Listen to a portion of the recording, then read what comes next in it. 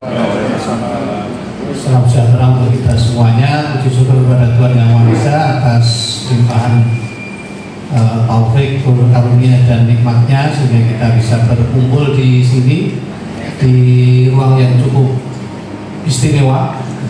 Tentu kami terima kasih kepada Bapak Puspawardoyo yang telah memfasilitasi tempat dan kubur rampenya. Nanti Pak Jadi tolong disampaikan ya ucapan terima kasih kita kepada beliau.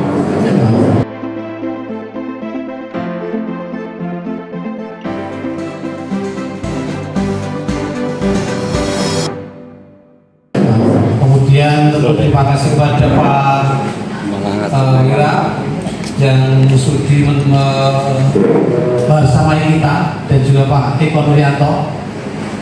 Beliau dari Sekuritas. Kalau mungkin juga saya kenalkan Pak Wira ini dari Bursa Kredit Jateng 2, beliau yang mengepalai di sini hadir bersama kita. Nanti beliau banyak cerita tentang pasar modal. Kemudian terima kasih juga kepada para senior. Ini ada Pak Bekti, Cak Bekti kita biasa manggil. Beliau anggota Dewan Kehormatan juga di BNI. Ada Pak Dudu, Pak Julianto, ada Pak Jayati dan teman-teman yang lain. Dan kemudian tentu adalah Ketua Panitia dan juga Ketua Seksi Des Ekonomi BPI Surakarta, Bapak Langgeng. Beberapa waktu yang lalu Mas Langgeng diskusi dengan kami, yuk kita buat acara ini. Des Ekonomi udah lama nggak buat acara, ya ayo kita buat. Dulu ada rencana beberapa dengan Ujika, dengan BI ya. Untuk kali ini dengan Bursa Efek Indonesia dan Philips Sekuritas. Meskipun teman-teman itu sudah sering kumpul dengan Pak Wira ya, sudah sering diprovokasi untuk jadi pengusaha gitu ya, penanam saham gitu ya.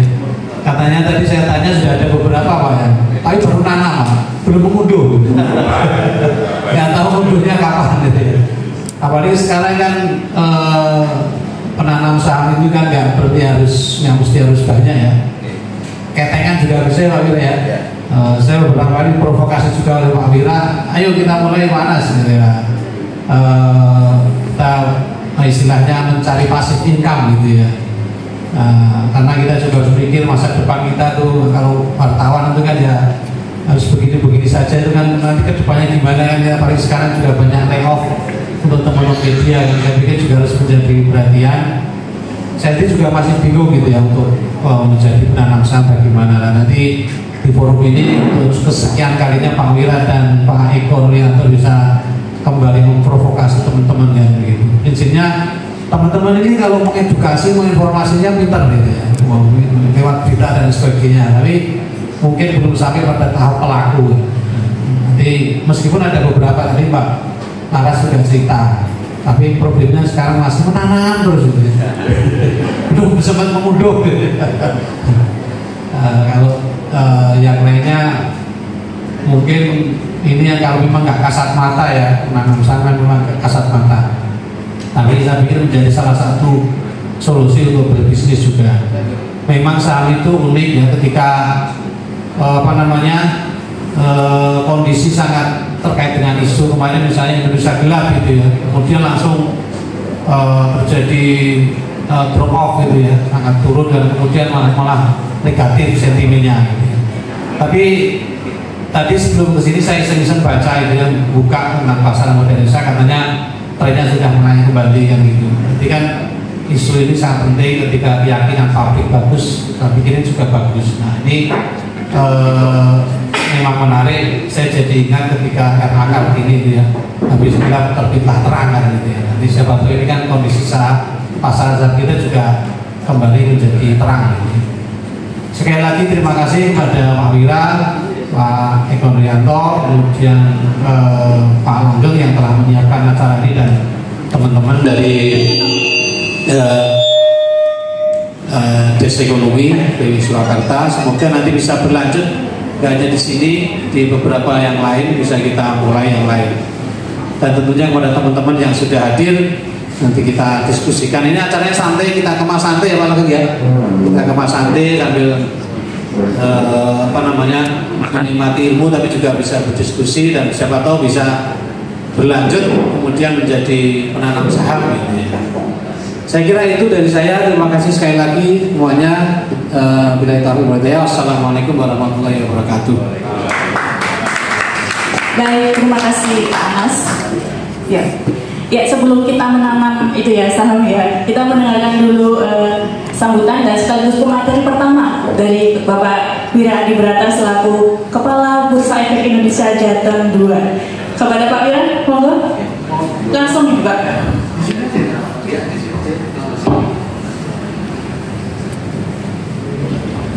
Menurut Mbak Laras, yang saya hormati Pak Anas atas waktu dan koordinasi yang sangat bagus sekali Pak dengan kami semua ini, Pak Langgeng sebagai ketua panitia dan rekan-rekan wartawan semuanya. Nonton sangat, kami dari Bursa Efek Indonesia sangat senang sekali ketika bisa berdiskusi seperti ini, karena sebenarnya tugas kami Bursa Efek Indonesia di daerah ini mirip-mirip juga dengan tugas teman-teman, yaitu untuk memberikan, mengedukasi khususnya untuk di sektor pasar modal. Ini barusan tadi kami dari Karanganyar itu mengedukasi Karang Taruna dan beberapa duta Karanganyar itu terkait dengan bagaimana memanage keuangan khususnya di investasi. Itu mampu meningkatkan taraf hidup ekonomi suatu wilayah. Jadi ketika masyarakatnya itu memiliki literasi yang baik, pemahaman yang baik terhadap keuangan, itu memberikan dorongan untuk bisa meningkatkan kesejahteraannya itu lebih gede daripada suatu daerah yang tingkat literasinya itu rendah. Nah tentu tingkat literasi, meningkatkan literasi ini rekan-rekan media lebih canggih gitu ya, lebih bagus caranya, lebih ngerti bagaimana caranya untuk bisa berinteraksi dengan masyarakat, menyampaikannya dengan cara masing-masing, dengan sudut pandang masing-masing yang bisa meningkatkan masyarakat kita ini aware terhadap keuangan, ngerti terhadap apa itu inflasi dan saya harus ngapain ketika ada inflasi itu. Ada instrumen-instrumen keuangan yang bisa dimanfaatkan untuk menghindari yang namanya inflasi tadi, melawan yang namanya inflasi, dan juga membentengi diri dari yang namanya investasi bodong. Pada waktu kami melakukan audiensi itu, kami juga melaporkan ada beberapa dari Bank Jateng itu menyampaikan banyak juga nasabah yang menggadaikan atau mengagungkan gitu ya, mengagungkan jaminan, entah itu sertifikat, entah itu apa, di banknya dia untuk membeli suatu instrumen keuangan dengan iming-iming 1 bulan 5-10%. Dan ternyata institusi yang memberikan iming-iming tadi itu ternyata bodong. Akhirnya dia harus kehilangan uang yang dimasukkan ke situ atas hutangnya dia, dan dia harus mencicil. Jadi ini memang dari teman-teman perbankan kita diskusi itu ada kekhawatiran peningkatan kredit yang nggak lancar ini di era-era sekarang ini berpotensi untuk meningkat. Nah, kenapa bisa meningkat? Karena tadi literasi masyarakatnya terhadap instrumen keuangan juga masih dalam tanda kutip masih mudah untuk terprovokasi atau teriming-iming dengan janji-janji yang gak rasional sebenarnya. Hal-hal yang tidak masuk di akal dengan iming-iming yang tinggi, kemudian pengen cepat dapat keuntungan yang besar, akhirnya dia gimana caranya untuk bisa injek dana di situ. Ya wes, aku menggantikan rumah, atau aku menggantikan sertifikat, atau aku menggantikan SK di suatu perbankan, kemudian bank itu saya taruh duit yang dari bank itu saya taruh di instrumen yang katanya bisa memberikan 5-10% sebulan. Nah, ternyata jauh habis, uangnya nggak ada. Nah, itu artinya ada dua resiko yang langsung diambil oleh masyarakat kita tadi. Satu resiko hutang, yang kedua resiko hilang tadi. Nah, minimnya literasi ini juga menjadikan masyarakat mudah untuk mengambil keputusan, mengambil tindakan untuk investasi tanpa dibekali pemahaman pemahaman yang matang. Nah ini menjadi tugas kita bersama tentunya. Ya, kita menggelar acara diskusi kali ini Des Ekonomi DWI yang digawangi oleh Pak Langgeng. Kita menggelar acara tentang pasar modal. Kebetulan kita tempatnya di Hasna Risto, di tempatnya Pak Puspowardoyo di Grup Wong Solo. Tentunya ini adalah program yang rutin dilakukan oleh PWI dan kali ini adalah Des Ekonomi. Tentu kami memberikan apresiasi dan terima kasih yang sebesar-besarnya kepada Pak Puspowardoyo yang sudah memfasilitasi untuk tergelarnya acara ini. Support beliau luar biasa di berbagai acara kegiatan PWI selalu mensupport, bukan hanya di Des Ekonomi tapi juga di bidang-bidang yang lain. Dan kebetulan siang ini adalah jatahnya di Des Ekonomi. Iya betul, bukan hanya di bidang ekonomi tapi kita pernah menggelar acara juga rakel juga di sini, kemudian olahraga juga di sini juga disupport, kemudian Efek Indonesia dan juga Philips Sekuritas. Semoga memberikan manfaat buat teman-teman yang hadir, selain kita liputan tapi juga terus memompa pengetahuan, menambah wawasan, dan kali ini narasumbernya tentang pasar modal dengan menghadirkan narasumber dari tirakatan macam-macam. Ada juga di bidang hukum juga pernah kita gelar acara, tapi prinsipnya sinergitas dan kerjasama yang sudah berlangsung cukup lama. Ada pasar yang memungkinkan Mas Eko tadi ketika dia sudah nggak tertarik dengan usaha bakso itu bisa dilempar ke yang lain. Jadi masyarakat lain itu punya kesempatan untuk bisa mengambil, atau Mas Eko punya kesempatan untuk menjual kepada pihak lain. Ini pasar sekunder. Ini pasar sekunder. Nah, untuk memfasilitasi orang lain membeli sahamnya bakso tadi punya saya tadi, itu membutuhkan perantara. Nah, perantara ini namanya sekuritas, perantara pedagang efek.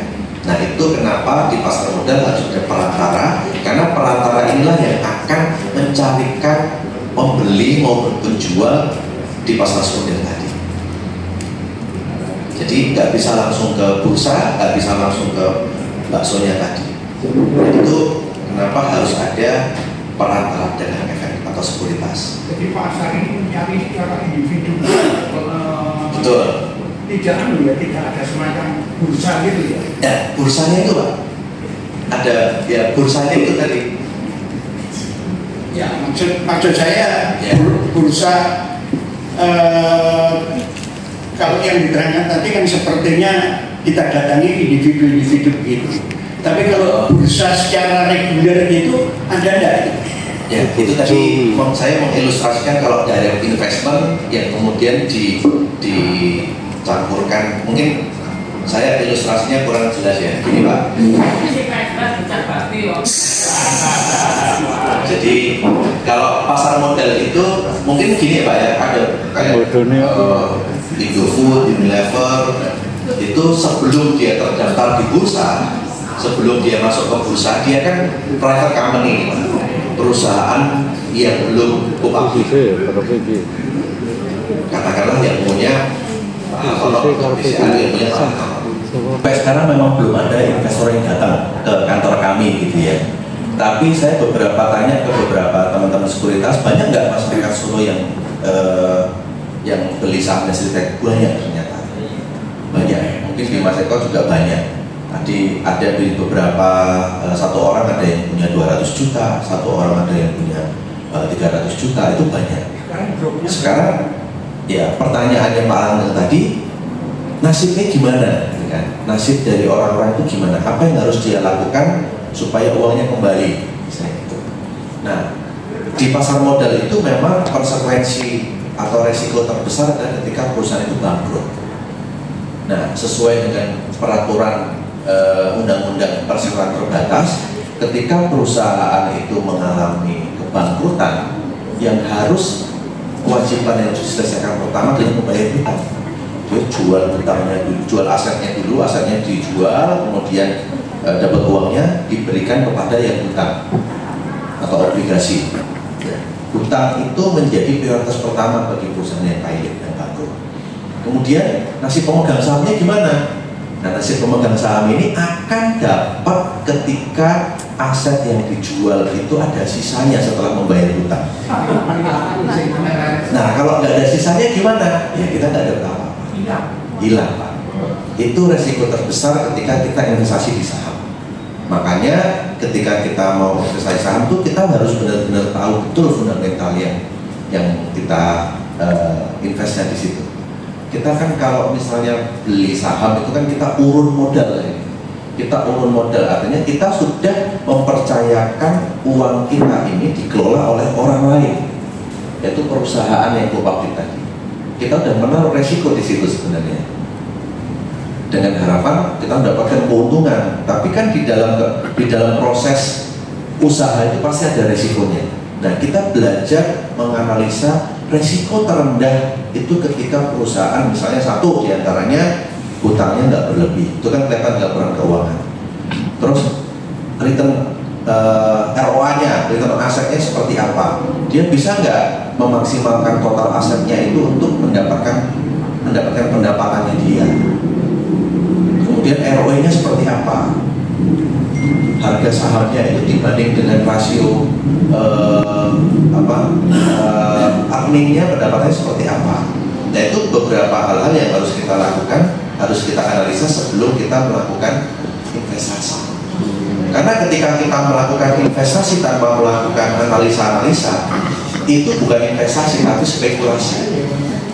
Jadi suatu tindakan yang kita lakukan tanpa melakukan analisis yang menyeluruh itu sama dengan kita melakukan spekulasi. Meskipun yang kita beli saham di produk investasi.